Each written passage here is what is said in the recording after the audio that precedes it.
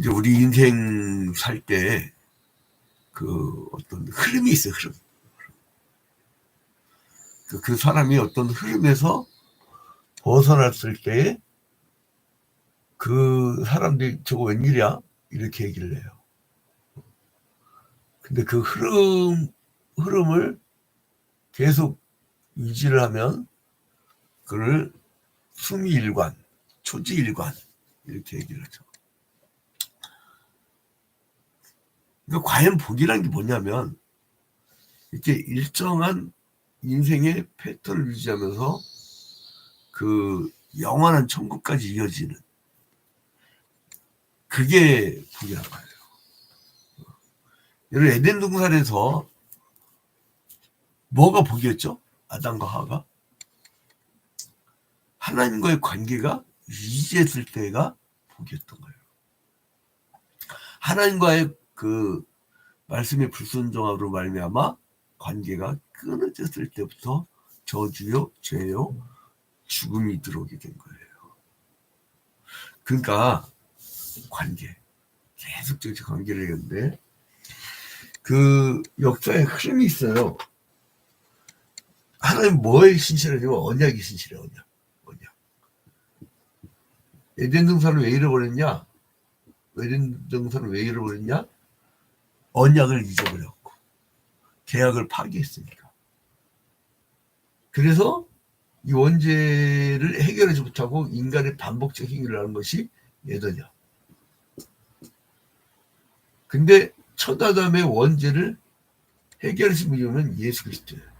예수 그리스도. 그 이분이 와서 십자가 달려 죽기 전날 밤에 그 이는 너희가 세우는 새 언약의 피니라 이렇게 얘기를 해요. 새 언약의 피니라. 그러니까 이 새 언약의 피니라. 그래서 처음에 만찬할 때 뭐라고 그래요? 이는 너희가 세우는 새 언약의 피니라. 새 언약. 그래서 우리가 에덴약은 39권, 새 언약은 39, 27, 27권 이렇게 이루어졌죠. 근데 주제는 뭐냐? 계속 하나님이 원죄를 저지른 인간에게 그 계속 찾아오시는 거예요. 그러다 결국은 그의 아들을 보내서 십자가에 지심으로 말미암아 죄의 신분을 완전히 씻어줬죠. 그리고 우리가 예수를 믿음으로 구원받는다는 게 그거예요. 그래서 뭐냐면 복이 뭐냐, 복이. 우리 복 그러면 자본주의, 천민자본주의 맨날 돈밖에 몰라. 큰일입니다, 그거. 원래는요, 돈이 없어도 사는 사회. 여러분 기억나십니까? 우리 60, 70년대 자랄 때 읍내에 은행이 없었어요. 없었다고. 살았어요. 살았죠? 근데 이게 있잖아요. 뭐가 중심이 되냐 문제예요. 이 사람이 중심이 되잖아요. 그러면은 사람을 위해서 시스템이 돌아가. 그래서 처음 그 어떤 마인드를 갖고 있는 사람들이 시스템을 갖추느냐에 따라서 달라요. 여러분들이 자기가 좋아하는 교회를 다니잖아요. 그 왜 그렇게 해서요? 자기가 좋아하는 시스템, 자기가 편한 시스템, 자기가 같이 함께 할 수 있는 철학과 방향성. 근데 이게 축복은 뭐냐? 복은 하나님과 인간과의 관계가 원죄 이전에는 관계가 있었단 말이에요. 근데 원죄 이후에는 관계가 끊어져 버려요. 그러다 다시 이거를 이어준 분이 예수 그리스도예요. 그러면은 이다음부터 뭘 하는 사람이 복이 되느냐?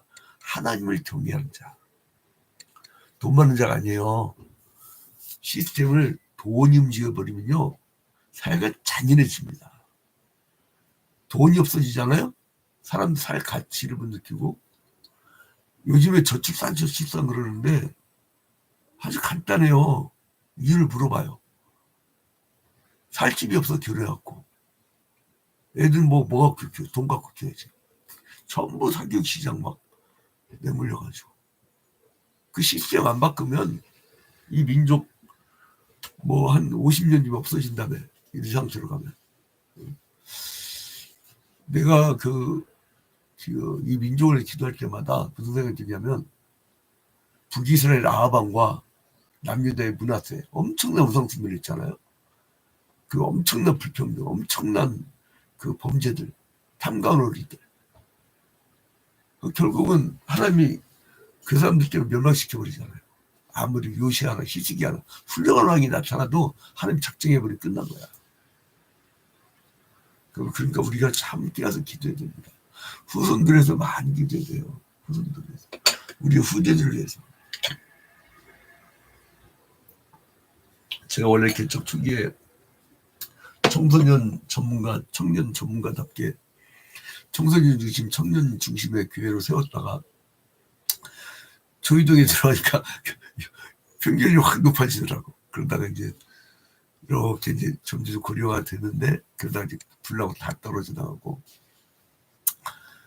그런데 이제 이렇게 보니까 중심. 그 미래 세대에 관심 안 가지면요 안 됩니다. 그래서 아예 이름을 바꿔버렸어 그냥. 하나 YMCA 교회. 그 미래 세대 관심 안 가져. 미래 세대. 우리 지금 이러다가요 큰일 났습니다. 청년 대학생 복마율이 4%래요. 미전도 종족 선교 대상의 기준이 4%예요. 우리나라 미전도 종족이에요. 이거 관계가 끊어지면 이 민족 큰일 납니다. 관계가 끊어지면. 그래 뭐가 복이냐 보세요. 시편 114편 1절부터 3절에 보면 이스라엘이 애굽에서 나오며 야곱이 집안이 언어가 다른 민족에게서 나올 때에 자 야곱의 집안이 언어가 다른 민족에서 나올 때 자 언어가 다르다고 했죠. 언어는 소시류가 뭐라 하냐면 정신을 담는 그릇이라고 해요. 사상을 담는 그릇. 그래서 그 언어를 바꾸면 그 사람의 사상이 바뀝니다. 우리나라 뭐 아파트 이름 있잖아요. 앙제르망, 프라임, 쉐르망 아파트. 그 시골 할머니가 찾아오고 못 찾는다며. 그걸 일부러 또 시골 할머니가 못 찾아오도록 이름을 복잡한다며. 근데 요즘에는 고학력 시대라 시골 할머니들도 웬만하면 다 고졸이야. 다 찾아와요. 자, 근데 아무튼 그래서 언어가 다른 민족이 나올 때 어떤 언어예요? 여러분 이 구약의 성경은요 히브리어로 써 있거든. 1500년 전부터 있었던 게 히브리어예요. 그 히브리어는요 페니키아 그 알파벳에서부터 비슷하게 이제 나오기 시작하는데 히브리어가 제일 오래된 언어예요. 그러면 이거는 하나님의 언어다라고 난 표현을 해요. 구약 성경이 히브리어로 기록돼 있잖아요.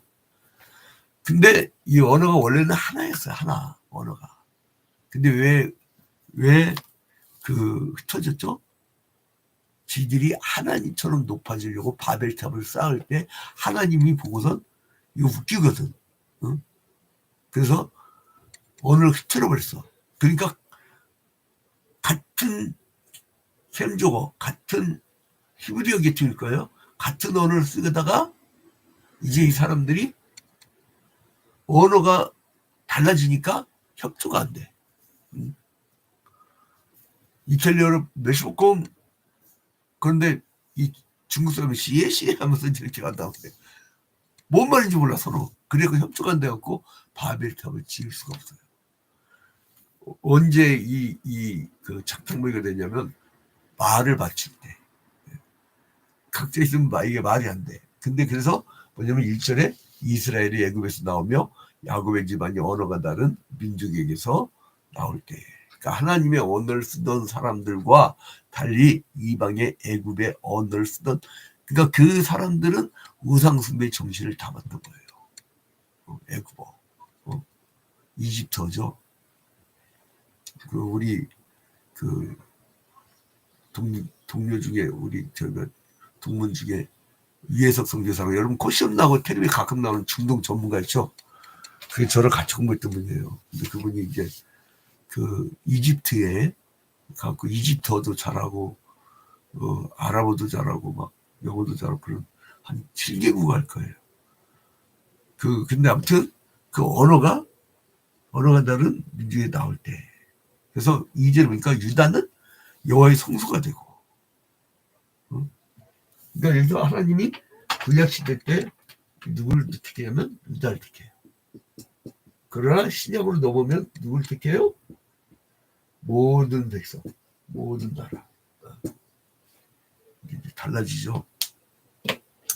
그래서 유다는 여호와의 성소가 되고 이스라엘은 그의 영토가 되었도다. 바다가 보고 도망하여 유다는 물러왔으니 산들은 순양들 같이 뛰놀며 작은 산들은 어린 양들 같이 뛰었도다. 자, 여러분, 이 출애굽 사건이 이렇게 간략하게 설명되어 있으면서 언어 그 언어의 차이에 대해서 이렇게 얘기를 하고, 그러니까 이게 이 시점이 아마 그러니까 바벨론 포로로 끌려가서 돌아왔을 때 그때의 출애굽처럼 이 사람들이 돌아온 것을 기념하면서 그 백성들에게 하나님의 구원의 능력을 다시 확인시켜 준 것이 아니냐 이렇게 얘기를 합니다. 자, 그래서 여기 보면은 이 시를 보면은 이 대꾸법을 사용해요. 대꾸법. 그 새벽기도에는 좀 그 신앙생활을 오래 한 분들이 많이 들어오니까 대꾸법. 이 대꾸법은 이제 문장 구조론에 나온 거죠. 문장 구조론. 이제 이 문장 구조가 비슷하거나 혹은 동일한 두 문장을 짝을 지어서 이렇게 맞춰 나가는 나란히 배열했다는 그거예요. 대우법, 대치법, 균형법 이렇게 얘기를 하죠. 그러니까 이제 그래서 예컨대 3절에 바다가 보고 도망하여 유다는 물러갔으니 그러니 5절에 바다야 내가 도망하면 어찌하며 유다나 내가 물러가면 어찌합니까? 그죠? 그 이제 이런 대꾸법들을 사용했다. 근데 여기서 보면은 출애굽이 먼저 나와요. 1절에 이스라엘이 애굽에서 나오며 야곱의 집안이 언어가 다른 민족에 나올 때 출애굽. 이 출애굽 사건은요. 이스라엘 백성들이 그전까지 성막이 없었죠. 그죠? 하나님이 자기 곁을 떠난 백성들을 만나고 싶어서 그 만나는 구조를 만든 것이 바로 성막이에요. 성막.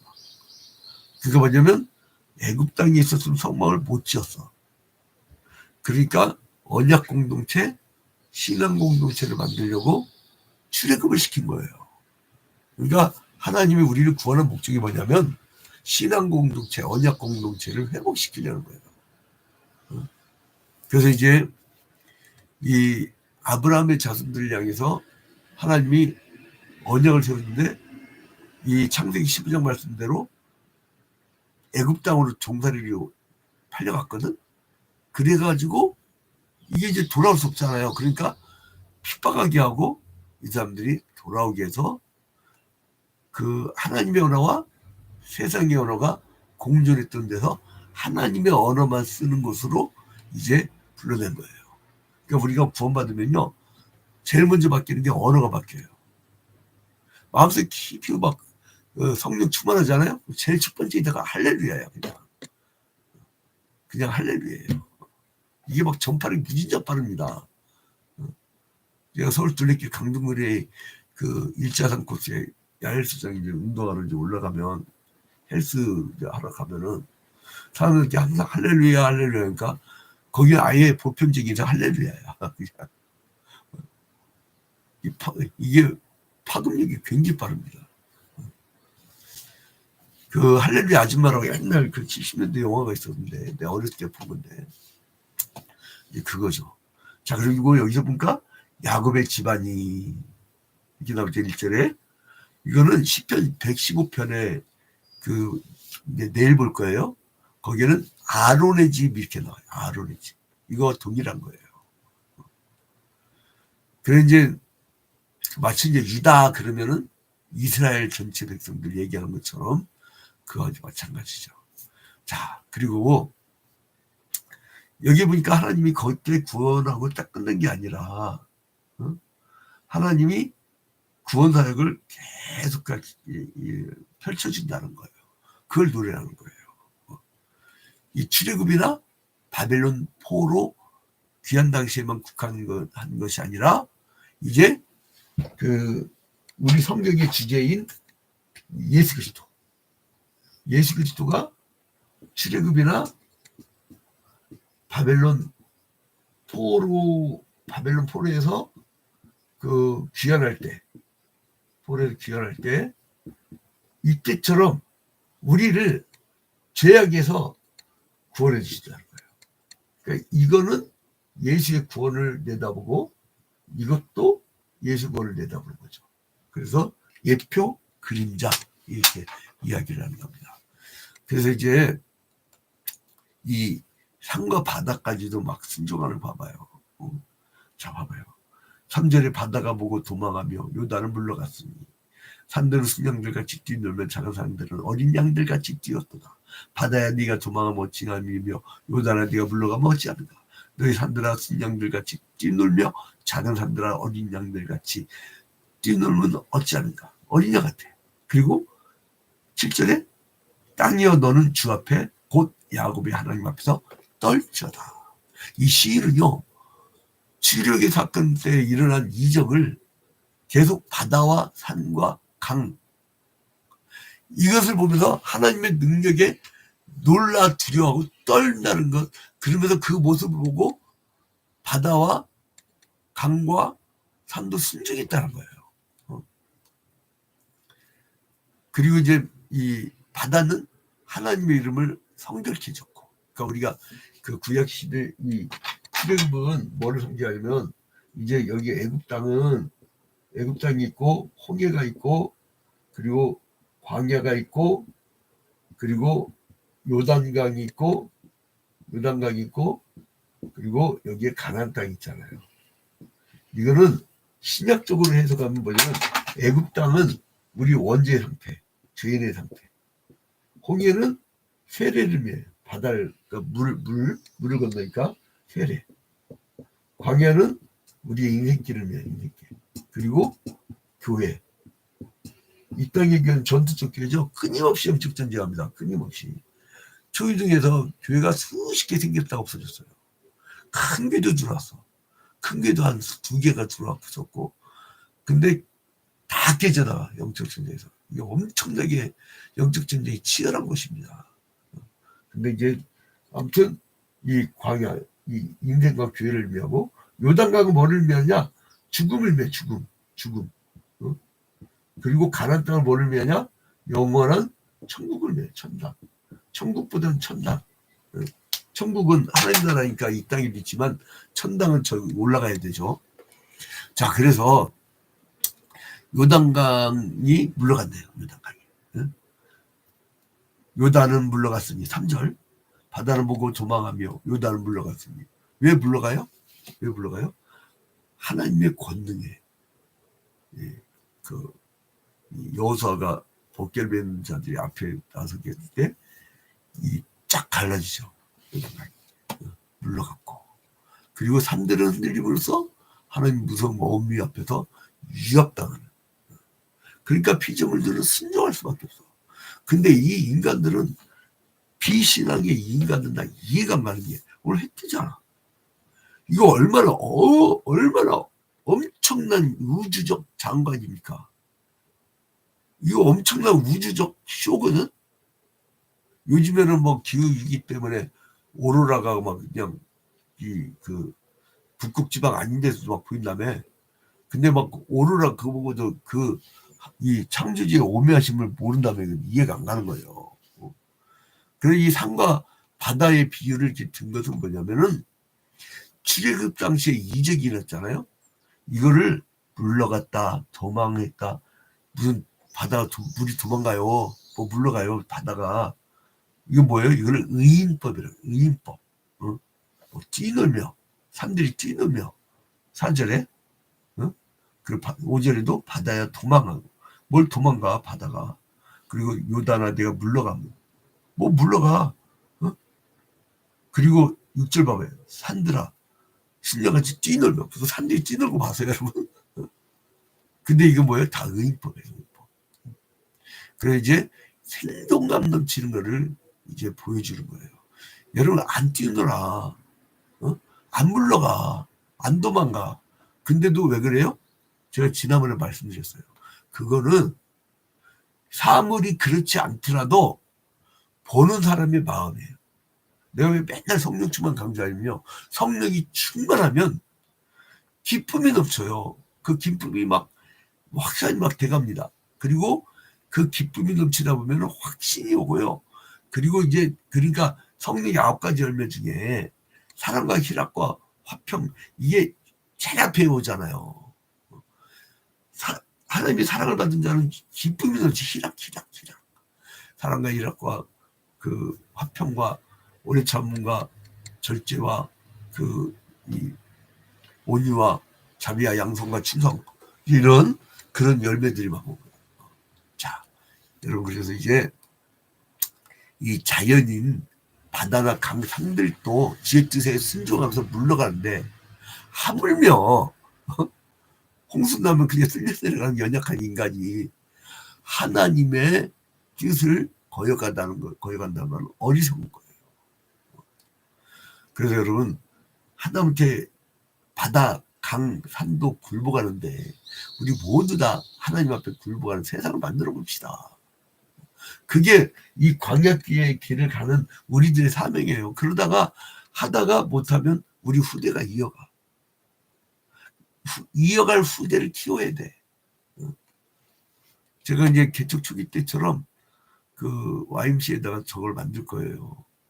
그 기독교 고전 읽기반하고 제자훈련반, 크로스의 성전반이 있고, 옛날 했던 걸 다시 그 옛날 방식이지만 고전적으로 해야 될 것 같아요. 그리고 요즘에는 부흥에 대해서는 사람들이 연초나 1년에 한 2번 정도 그렇게 해서 좀 이렇게 직결하지만 일상적 축복, 일상적 거룩, 이거를 유지하려고. 자, 결론 맺겠습니다. 이제 출애굽 얘기가 나왔어요, 오늘. 그래서 거기에서는, 이제 이스라엘 백성들을 이 종노살이 했던 애굽에서 탈출하게 했지만, 이 사람들 나중에 막 나오면서 반역을 했잖아요, 하나님 앞에. 믿음에서 마라의 순물 앞에서 막 원망불평 있잖아요. 근데 이 백성들은 언약을 계속 이겼지만, 하나님은 계속적으로 언약을 지켰어요. 누굴 통해서? 남은 자를 통해서. 다 1세대 죽였지만 2세대 중에 여호수아 갈렙을 살려놔죠. 그러니까 여러분, 하나님 앞에 남은 자가 되기를 주님의 이름으로 축원드립니다. 이제 마지막 시대 믿음을 보겠느냐 그랬어요. 하나님 내 믿음 좀 봐주세요. 이러면 얼마나 감사하겠어요.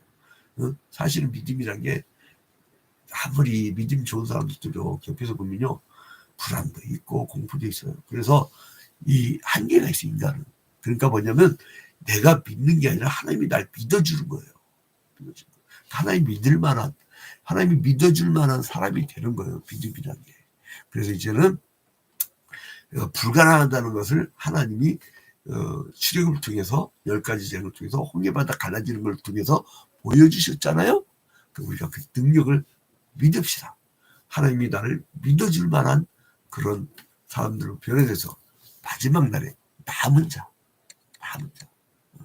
항상 구약을 보면은 남은 자를 통해서 역사시키셨어요. 신약 시대도 예수 그리스도의 남은 제자들을 통해서 이 놀라운 복음화의 역사가 일어났는데, 복음을 변질시켜버렸지. 완전히 장사꾼들을 지금 이걸로 변질시킨 데 너무나 많아.